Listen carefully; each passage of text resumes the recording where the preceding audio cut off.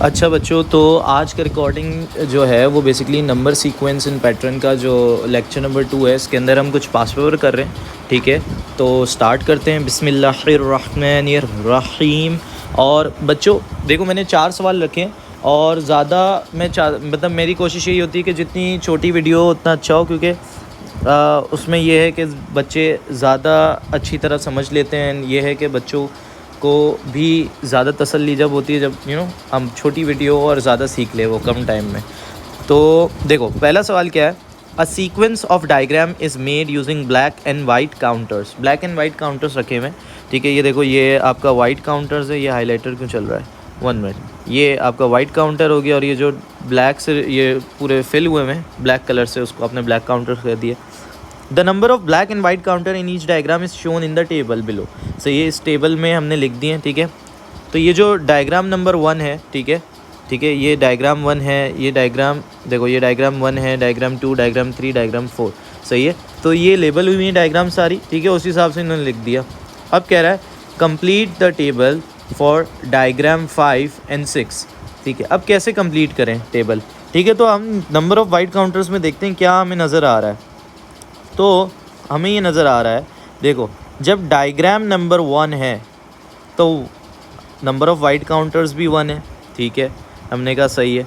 जब diagram number 2 है तो नंबर ऑफ़ वाइट काउंटर्स कितने हैं, 4 हैं। जब डायग्राम नंबर 3 है तो नंबर ऑफ़ वाइट काउंटर्स क्या हैं, 9 है। जब डायग्राम नंबर 4 है तो नंबर ऑफ़ वाइट काउंटर्स क्या हैं, 16 है। तो नज़र आ रहा है कि 2 का स्क्वायर 4 होता है, 3 का स्क्वायर 9 होता है, 4 का स्क्वायर 16 होता है। तो यहाँ पे भी क्या होगा, 5 का स्क्वायर जो कि 25, 6 का स्क्वायर क्या होगा, 36। ठीक है, तो आपने नंबर ऑफ़ वाइट काउंटर्स ढूंढ लिए। ठीक है, अच्छा, अब जो नंबर ऑफ़ ब्लैक काउंटर्स की हमने बात करनी है। ठीक है, अब हम नंबर ऑफ़ ब्लैक काउंटर्स कैसे लिखें, कंप्लीट कैसे करें टेबल। ठीक है, तो नंबर ऑफ़ ब्लैक काउंटर्स को अगर थोड़ा सा देखो, नंबर ऑफ़ ब्लैक काउंटर्स को देखो, तो हमें ये बात नज़र आ रही है कि जितने भी नंबर ऑफ़ वाइट काउंटर्स हैं, ठीक है, जितने भी नंबर ऑफ़ वाइट काउंटर्स आएँ, उसमें से ये जो डायग्राम नंबर माइनस कर दो तो आपके पास नंबर ऑफ़ ब्लैक काउंटर्स की अमाउंट आ जाती है। देखो कैसे, 4 - 2 कर दूं तो आंसर 2 आता है। इस तरह देखो, 9 - 3 कर दूं, देखो ये माइनस ये, सही है। इस तरह 16 - 4 कर दूं, 12 आ रहा है, सही है। इस तरह 25 - 5 क्या आएगा बेटा, यहाँ पे 20 आएगा। 36 - 6 क्या आएगा बच्चों, 30 आएगा, सही है। सो बेसिकली देखो, तुम लोग ने सिर्फ टेबल के अंदर देखना था क्या ट्रेंड चल रहा है, तुम्हें सीधा ये आंसर मिल जाता। तो तुमने टेबल कंप्लीट कर लिया डायग्राम 5 डायग्राम 6 का। अब कह रहा है write an expression in terms of n for the number of white counters in the diagram. भाई एन की टर्म्स में बता दो कि कैसे। तो बेटा अभी हमने बात की कि अगर ये डायग्राम नंबर तुम्हारा एन है, सही है, अगर ये डायग्राम नंबर तुम्हारा एन है तो बेसिकली अगर मुझे directly number of white counters ढूंढने हैं तो मैं क्या करूँगा, n स्क्वायर करूँगा। यही बोला था हमने, जो डायग्राम नंबर है उसका स्क्वायर कर दोगे। तो अगर डायग्राम नंबर n है, सही है, सो बेसिकली मैं n स्क्वायर करूँगा हमेशा, तो मुझे बेसिकली कोई भी टर्म मिल जाएगी नंबर ऑफ़ वाइट काउंटर्स वाली, सही है, किसी भी डायग्राम में कि नंबर ऑफ़ वाइट काउंटर्स कितने हैं, सही है। तो बेटा n स्क्वायर, सही है। तो तुम्हारी जो टर्म, ठीक है, वो है वो n स्क्वायर है। ठीक है, अच्छा, by considering the number of pattern in the table right an expression in terms of n for the number of black counters. तो बेटा अभी मैंने क्या बोला, इधर देखो, इसकी एक्सप्रेशन क्या है, n स्क्वायर है। ठीक है, डायग्राम नंबर तुम्हारा n से रिप्रेजेंट हो रहा है। मैंने तुम्हें क्या बोला, वाइट काउंटर्स के अंदर से डायग्राम नंबर अगर माइनस कर दो तो ब्लैक काउंटर आ जाएगा। यानी ये क्या है, n स्क्वायर, यानी जो नंबर ऑफ वाइट काउंटर्स के इक्वल है, उसमें से डायग्राम नंबर जो कि n, सही है, n है, माइनस कर दो तो तुम्हें क्या मिल जाएगा, number of black counters. So basically यहाँ पे भी यही लिखना था, n स्क्वायर माइनस n, सही हो गया, n square minus n, simple, सही है। तो ये n कहाँ से आया बच्चा, ये देखो उसने बोला है nth डायग्राम, तो बेसिकली वो डायग्राम नंबर को n से रिप्रेजेंट कर रहा है, सही है।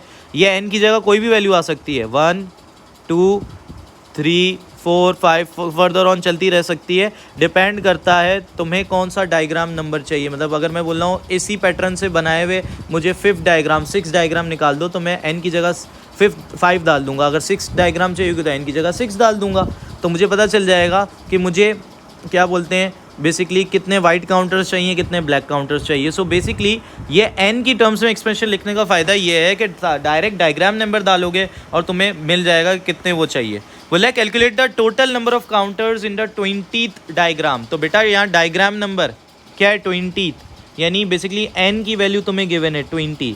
बोला टोटल काउंटर्स बताओ कितने होंगे। सही है, तो पहले तो मैं वाइट काउंटर्स निकाल लूँ n स्क्वायर के अंदर रख के। तो मैंने बोला वाइट काउंटर्स जो होंगे, वाइट काउंटर्स जो होंगे वो होंगे 20 का स्क्वायर, तो 20 का स्क्वायर जो कि हो गया 400। ठीक है, अब ब्लैक काउंटर्स की बात करते हैं। जो ब्लैक काउंटर्स होंगे वो होंगे n स्क्वायर माइनस n के, यानी 20 स्क्वायर माइनस 20 के, तो ये आएगा 380। अब दोनों को ऐड कर दो, black counter plus white counter, तो टोटल आ गया 780 काउंटर्स होंगे 20th डायग्राम के अंदर। सही है, तो 780 काउंटर्स। देखो कितना आसान है बच्चा। ठीक है, यू जस्ट हैव टू सी, सही है, कि क्या पैटर्न चल रहा है। ठीक है, आसान है। इधर देखो, अब the diagram below shows the first 3 pattern in a sequence. सही है, तो एक सीक्वेंस दी हुई है इसने, पैटर्न 1, पैटर्न 2, पैटर्न 3 दिया हुआ है, और बेसिकली कह रहा है कंप्लीट करो टेबल को। तो बेटा पैटर्न नंबर 1 में तो उसने लिखा हुआ है नंबर ऑफ डॉट्स जो है 5 है। ठीक है, गिन भी लो। पैटर्न नंबर 2 के अंदर भी नंबर ऑफ डॉट्स 8 लिखे हुए हैं। अब पैटर्न नंबर 3 के अंदर देखते हैं कितने हैं, तो 1 2 3 4 5 6 7 8 9 10 11 है। अच्छा, अब बाकी पैटर्न की तो डायग्राम गिवन नहीं है बच्चों। अब इसको कैसे करें, सुनना गौर से बात। तुम क्या देखो, तो देखो 5 के अंदर 3 ऐड हुआ तो 8 आया, 8 के अंदर 3 ऐड हुआ तो 11 आया। इसका मतलब ये है कि जैसे जैसे पैटर्न नंबर बढ़ता जा रहा है तो नंबर ऑफ डॉट्स के अंदर टोटल अमाउंट जो नंबर ऑफ डॉट्स निकालनी है उस पैटर्न के अंदर वो +3 करके आ रही है प्रीवियस डॉट्स में। सही है, तो 11 + 3 14, 14 + 3 17। तो ये हमने इस तरह कंप्लीट कर लिया टेबल।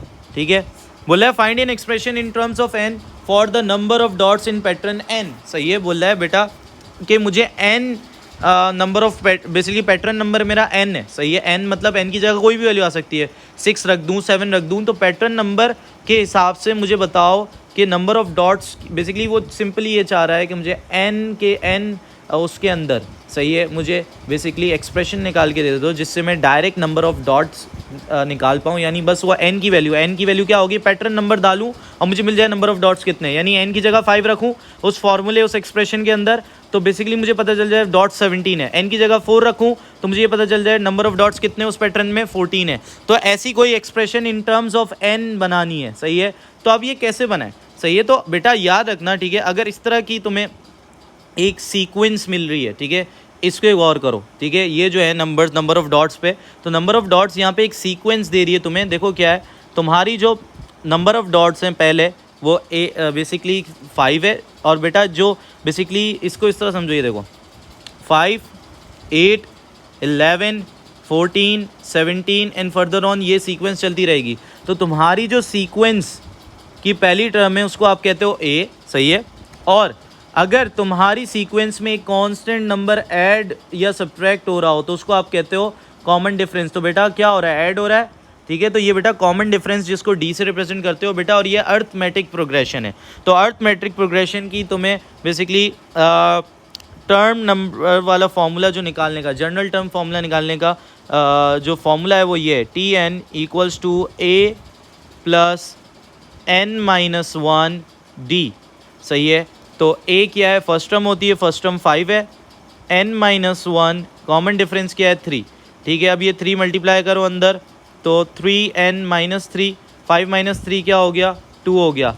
तो बेटा तुम्हारा जनरल टर्म फॉर्मूला आ गया 2 + 3n।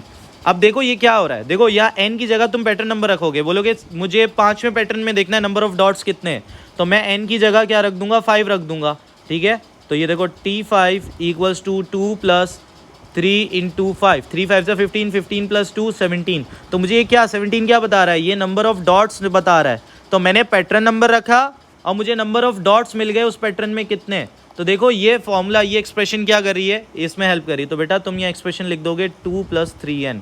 सही है, ये तुम्हें डायरेक्टली पैटर्न नंबर तुम जैसे ही फिट करोगे, पैटर्न नंबर 6 7, जो भी n की वैल्यू डालोगे, n की वैल्यू पैटर्न नंबर सही है होगी सही, तो वो जो n की वैल्यू डालोगे उससे तुम्हें नंबर ऑफ डॉट्स मिल जाएंगे उस पैटर्न में कितने होंगे सही है।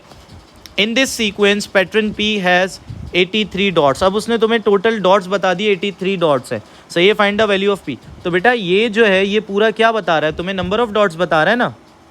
ये जो है एक्सप्रेशन तुमने लिखी है तुम्हें क्या बता रहा है, नंबर ऑफ डॉट्स बता रहा है। और यहाँ पे जो n लिखोगे, n की जगह वैल्यू लिखोगे वो तुम्हारा पैटर्न नंबर है, तो पैटर्न नंबर जैसे ही डालोगे तुम्हें मिल जाएंगे नंबर ऑफ डॉट्स। अब उसने तुम्हें नंबर ऑफ डॉट्स दे दिए हैं और बोला है पैटर्न P है, यानी ये जो P लिखा है ये P, ये बेसिकली P क्या दी हुई है तुम्हें, n की वैल्यू दी हुई है। सो बेसिकली n की जगह क्या लिख दोगे, P लिख दोगे, तो ये हो जाएगा 2 + 3P इक्वल है, ठीक है। ये पूरी एक्सप्रेशन तुम्हें क्या दे रही होगी, नंबर ऑफ डॉट्स। तो बेटा नंबर ऑफ डॉट्स कितने हैं पैटर्न P के अंदर, 83, तो इक्वल्स टू 83 रखा और अब P की वैल्यू ढूंढ ली हमने सही। तो 3P इक्वल्स टू 83 - 2 कितना आ गया, 81, ठीक है। P इक्वल्स टू 81/3, ठीक है। तो ये कितना हो जाएगा, 327 सही है, 81 होता है, ठीक है। तो ये आ गया P की वैल्यू 27, यानी ये जो पैटर्न नंबर है 27, यानी इसी में पैटर्न 1 2 3 4 5 6 7 8 9 10 ऐसे करके पैटर्न नंबर 27 पे जाओगे तो वहाँ टोटल जो डॉट्स जिससे वो पैटर्न बना हुआ होगा वो कितने होंगे, 83 डॉट्स होंगे सही है। सो बेसिकली देखो कितना आसान है बच्चों ये। अच्छा अब बेसिकली इसकी बात करते हैं, ठीक है। जो इसमें लास्ट वाला क्वेश्चन है बड़ा ख़तरनाक सा है, ठीक है, मतलब इतना भी नहीं है, लेकिन ये कि अगर तुम लोगों को बेसिकली नज़र आ जाए ना वो चीज़ तो बहुत आसानी से हो जाएगा तुम लोग। अब ये देखो एक और पैटर्न हमें दिया हुआ है, ठीक है, और basically Shani makes a sequence of pattern using counter, ठीक है। तो बेसिकली उसने काउंटर्स रखे हुए, ठीक है, पैटर्न 1 पैटर्न 2 पैटर्न 3, ठीक है, और बेसिकली वो बता रहे हैं नंबर ऑफ़ काउंटर्स कितने हैं, ठीक है। तो बिल्कुल सेम सवाल है बच्चा, ठीक है, ऊपर वाले जैसा ही, लेकिन वहाँ पे पैटर्न अलग है सही है। अगर तुम देखो तो ये देखो पैटर्न्स अलग हैं यहाँ पे सही है, यहाँ पे पैटर्न्स अलग हैं, ठीक है। तो अब ये देखो क्या है, तीसरे उसमें 11 है, ठीक है, तीसरे पैटर्न में। अब अगर तुम गौर करो तो बेटा 3 का इजाफा हो रहा है, तो बेटा फोर्थ पैटर्न के अंदर भी 3 का इजाफा कर दो तो नंबर ऑफ़ काउंटर्स 14 होंगे, और फिफ्थ पैटर्न के अंदर नंबर ऑफ़ काउंटर्स 15 नहीं बेटा, 14 + 3 17 होंगे सही है। बोला find N expression in terms of n number of counters in pattern n, pattern n में नंबर ऑफ़ काउंटर्स कितने हैं वो कैसे निकालोगे। तो बेटा बेसिकली तुम्हें पैटर्न नंबर की टर्म में नंबर ऑफ़ काउंटर्स के लिए एक्सप्रेशन चाहिए एक। तो बेटा वही बात, अगर तुम देखो नंबर ऑफ़ काउंटर्स एक सीक्वेंस फॉलो कर रहे हैं 5 8 11 14 17, ठीक है। तो बेटा देखो कॉमन डिफरेंस है 3 3 का सही है, तो बेटा कॉमन डिफरेंस आ गया, ठीक है। और ये जो पहली है ये क्या होगी बेटा, A से रिप्रेजेंट होती है फर्स्ट टर्म तुम्हारे सीक्वेंस की। जब कॉमन डिफरेंस दिख जाए तो वो अर्थमेटिक बेसिकली आपकी प्रोग्रेशन है या अर्थमेटिक सीक्वेंस कह लो सही है।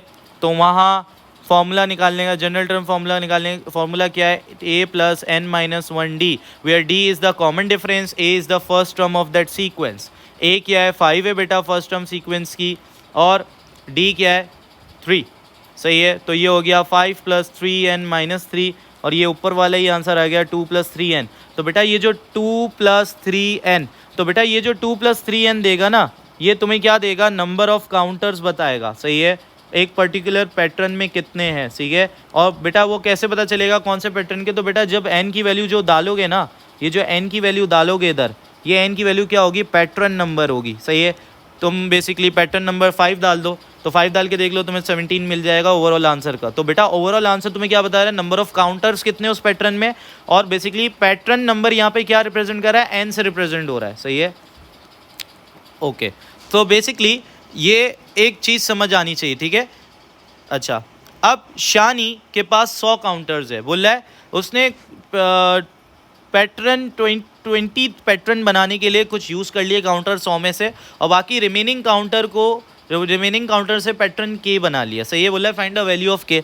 अब सुना गौर से बात, टोटल अगर मैं देखूँ इधर देखो, अगर मेरा पैटर्न नंबर 20 की बात करूँ सही है, यानी n की जगह 20 रखूँ, ठीक है, 2 + 3 20, ठीक है, 3 20 60, 60 + 2 62, ये कितना आया 62। बेटा ये जो 62 वैल्यू आई ये क्या आया, नंबर ऑफ़ काउंटर्स। तो बेटा पैटर्न नंबर 20 में नंबर ऑफ काउंटर्स कितने इस्तेमाल हो गए? 62। टोटल शानी ने कितने इस्तेमाल किए थे? 100। तो 100 में से ये 62 काउंटर्स तो निकाल दो, रह गए कितने? 38। तो 38 काउंटर्स अब रह गए। अब इस 38 काउंटर से उसने पैटर्न के बनाया, अब वो के की वैल्यू हम निकालनी है।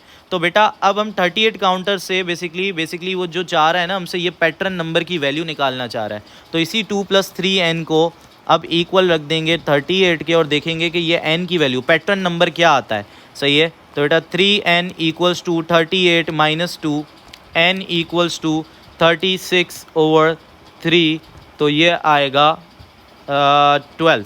सही है, तो बेटा ये जो n की वैल्यू आई बेसिकली ये पैटर्न नंबर की वैल्यू आई। तो बेटा पैटर्न 12, सही है, 12th पैटर्न के अंदर बाकी यूज़ हो गए होंगे। सही है, क्योंकि वहाँ 38 काउंटर्स इस्तेमाल हुए होंगे इसी तरह के पैटर्न्स बनाने के लिए।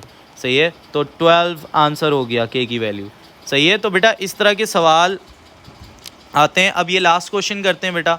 And here are first 4 terms of a sequence. सही है, बोल रहा है। अच्छा, ये 4 मार्क्स का सवाल है, ठीक है।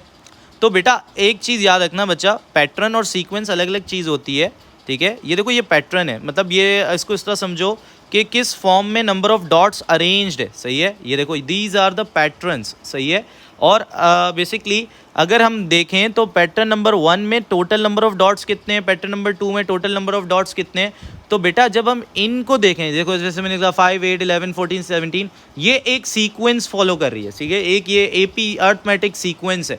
ठीक है, सो बेसिकली सीक्वेंस और पैटर्न में फ़र्क होता है। ठीक है, ये चीज़ समझ आनी चाहिए। यहाँ पे देखो पैटर्न अलग है। ठीक है, how counters are arrange, these are the patterns. सही है, और नंबर ऑफ काउंटर्स जो हैं, ठीक है, नंबर ऑफ काउंटर्स जो हैं अगर देखें पैटर्न नंबर 1 में 5 है, पैटर्न नंबर 2 में 8 है। तो बेटा ये जो नंबर ऑफ काउंटर्स हैं, ठीक है, डिफरेंट पैटर्न्स के अंदर, सही है, सक्सेसिव पैटर्न्स के अंदर या कंसेक्यूटिव पैटर्न्स के अंदर, वो एक क्या फॉलो कर रहे हैं, एक सीक्वेंस फॉलो कर रहे हैं। ठीक है, तो सीक्वेंस और पैटर्न में फ़र्क है। अब देखो इसने यहाँ कोई पैटर्न वैटर्न नहीं दिया, बोला ये फर्स्ट 4 टर्म का सीक्वेंस, बेसिकली एक सीक्वेंस की फर्स्ट 4 टर्म्स है। ठीक है, तो उसने तुम्हें अब खाली सीक्वेंस दे दिया। ठीक है, अच्छा, सीक्वेंस बेसिकली बोल रहा है इसका एन टर्म निकाल दो, यानी n term basically general term निकाल दो। अच्छा, जर्नल टर्म अगर मैं निकाल दूं, ठीक है, कैसे निकालूं? तो बेटा अगर मैं सिर्फ ऊपर वाले न्यूमरेटर को चेक करूं तो बेटा 12 है, फिर 17 है, फिर 22 है, फिर 27 है। ठीक है, अच्छा, अब मैं ऊपर जो लिख रहा हूँ ना वो टर्म नंबर लिख रहा हूँ। ठीक है, ये जो है ना एन जो है बेसिकली टर्म नंबर है। तो ये पहली टर्म है, ये दूसरी टर्म है, ये तीसरी टर्म है, ये चौथी टर्म है। अच्छा, अगर हम देखें थोड़ा सा गौर करें, सिर्फ न्यूमरेटर की बात कर रहा हूँ अभी ऊपर, अभी इस पे भी आएंगे, इन पे भी आएंगे, डिनोमिनेटर पे भी आएंगे। जब फ्रैक्शन है ना इसको अलग अलग तोड़ के क्या करो, सही है, आसान रहेगा। 4 मार्क्स ऐसे नहीं दिए इसने बच्चा। अब इधर देखो, तुमने क्या करना है, तुमने गौर करना है कि पहली और दूसरी टर्म में कितना का फ़र्क है, 5 इंक्रीज़ हुआ है, फिर दूसरी और तीसरे में भी 5 इंक्रीज़ हुआ है, और तीसरी और चौथी में भी 5 इंक्रीज़ हुआ है। तो बेटा तुम्हें दिख गया कि कॉमन डिफरेंस है 5 का। और बेटा अब पहली टर्म जो है तुम्हारी है इस सीक्वेंस की 12, जिसको मैंने ए से रिप्रेजेंट कर दिया। तो बेटा जब कॉमन डिफरेंस दिख जाए ना, तो बेटा यहाँ पे बेसिकली अर्थमेटिक प्रोग्रेशन है ये। सही है, अर्थमेटिक सीक्वेंस है। अर्थमेटिक सीक्वेंस का जर्नल टर्म फार्मूला है a + n - 1 d। तो बेटा a क्या है यहाँ पे, 12 है, n - 1 d, कॉमन डिफरेंस कितना है 5 का। तो बेटा 12 + 5n - 5, 12 - 5 कितना हो गया, 7। तो बेटा ये 5n + 7 हो गया। तो बेटा न्यूमरेटर का तो जनरल टर्म मिल गया हमें कि भाई 5n + 7। अब बात करते हैं डिनोमिनेटर की, ऊपर आते हैं, डिनोमिनेटर को देखते हैं। ठीक है, तो डिनोमिनेटर के मैं यहाँ लिख रहा हूँ। ठीक है, डिनोमिनेटर में यहाँ लिख रहा हूँ 16, 25 है, अगला 36 है, 49 है। इसके ऊपर इसके टर्म, ये पहली टर्म है, ये दूसरी, तीसरी, चौथी। अच्छा, अब अगर मैं देखूं कॉमन डिफरेंस, ठीक है, सबसे पहले क्या करो, देखो कोई डिफरेंस है, डिफरेंस निकाल दो। 16 और 25 में 9 का डिफरेंस है, 25 और 36 में 11 का डिफरेंस है, 36 और 49 में जो है आपका 13 का डिफरेंस है। अरे यार ये तो कॉमन, बेसिकली डिफरेंस ही कॉमन नहीं आ रहा। अब तुम क्या करो, दूसरी दफ़ा डिफरेंस निकाल के चेक करो। 9 और 11 में कितने का डिफरेंस है? 2 का डिफरेंस है। 11 और 13 में कितने का डिफरेंस है? 2 का डिफरेंस है।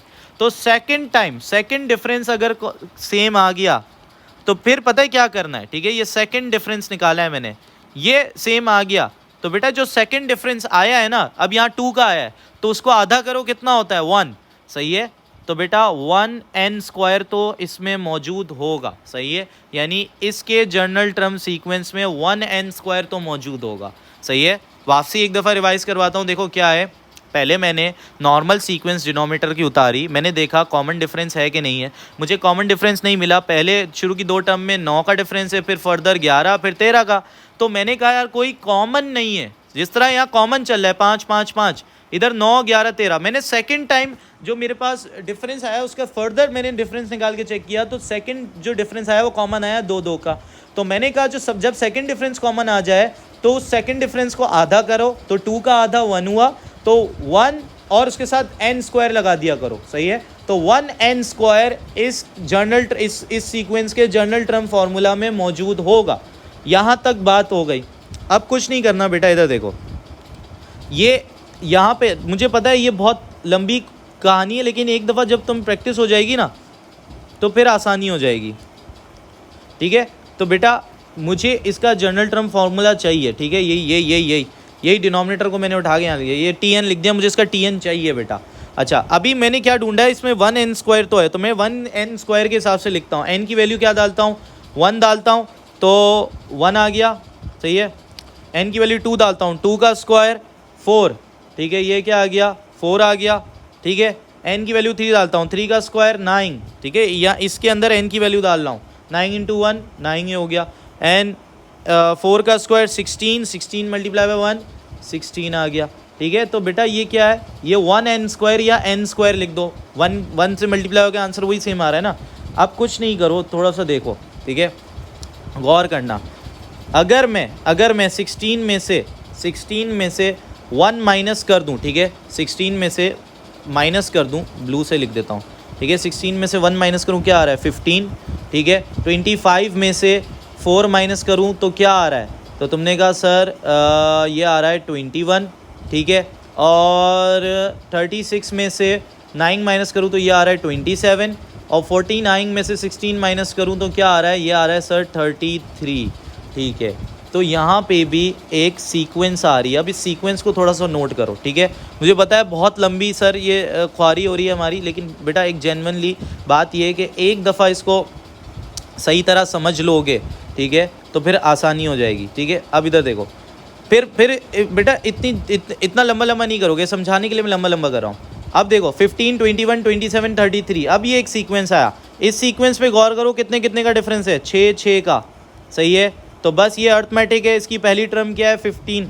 तो बस इसका जर्नल टर्म फार्मूला लिखो तो क्या होगा? a जो कि 15 है plus n-1 d, common difference कितने का है? 6 का है। तो बेटा इसको सॉल्व करो, 15 + 6n - 6, 15 - 6 9 आ गया। तो बेटा ये 6n + 9, तो बेटा यहाँ का जर्नल टर्म इस सीक्वेंस का ब्लू वाली का क्या है? 6n + 9। तो बेटा एक बात समझ में आई, इधर देखो, एक बात समझ में आई कि जो ऊपर डिनोमिनेटर की मुझे जर्नल टर्म चाहिए थी जो कि tn है, उसमें से n² जब मैं माइनस कर रहा हूँ तो मुझे बेसिकली एक नई सीक्वेंस मिल रही है जिसकी जर्नल टर्म है 6n + 9, सही है। ये n² यहाँ माइनस हो रहा है, दूसरी तरफ भेजो तो ये हो गया प्लस, तो n² +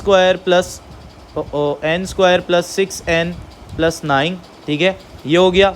और अगर इसको थोड़ा सा हम इस तरह और कंडेंस करके लिखने की कोशिश करें तो मैं इस तरह तोड़ रहा हूँ इसको, बच्चों देखो, ये 2ab + b का स्क्वायर इसमें तोड़ दिया मैंने। तो बेटा a² + 2ab + b² किस में कन्वर्ट हो सकता है? a + b whole square. तो बेटा n + 3 होल स्क्वायर। तो मुझे जर्नल टर्म फार्मूला मिल गया अपने डिनोमिनेटर की सीक्वेंस का n + 3 होल स्क्वायर, ठीक है। तो बेटा मुझे ये डिनोमिनेटर का n + 3 होल स्क्वायर मिल गया और न्यूमरेटर का 5n + 7 मिल गया। तो अब मैं जर्नल टर्म लिख दूंगा, ठीक है। मेरा फाइनल आंसर जो होगा वो होगा कि न्यूमरेटर में 5n + 7 आना चाहिए और डिनोमिनेटर में n + 3 का स्क्वायर आना चाहिए। ये मेरी इस सीक्वेंस का फाइनल आंसर होगा, ठीक है। और ये अपना फाइनल आंसर यहाँ लिख देना, ठीक है। और करके भी देख लेना, पुट करके देख लेना, एन की वैल्यू, यानी टर्म नंबर पुट करके देख लेना आंसर सही आ रहा है कि नहीं आ रहा। रख लो बेटा, ये चौथी टर्म है ना, एन की वैल्यू 4 रखो, 5 4 20, 20 + 7 27, तो ऊपर तो 27 आ रहा है। एन नीचे रखो 4, 4 + 3 7, 7 का स्क्वायर 49, तो 27/49 आ रही है फोर्थ टर्म, और देखो यही एग्जैक्टली आ रही है। ठीक है, तो बेटा ये क्वाड्रेटिक वाली में थोड़ी सी मुश्किल है, बट ये है कि अगर एक दफ़ा इस चीज़ को करना सीख गए ना तुम, ठीक है, एक दफ़ा इस चीज़ को करना सीख गए तुम क्विकली करोगे। सही है, ये मैंने बताने में इतना लंबा किया है, बट इतना लंबा होगा नहीं। ठीक है, तो यहाँ पे रोक रहा हूँ। आई होप बातें क्लियर हुई होंगी, समझ आई होंगी बात। टाटा बाय बाय, अल्लाह हाफिज़।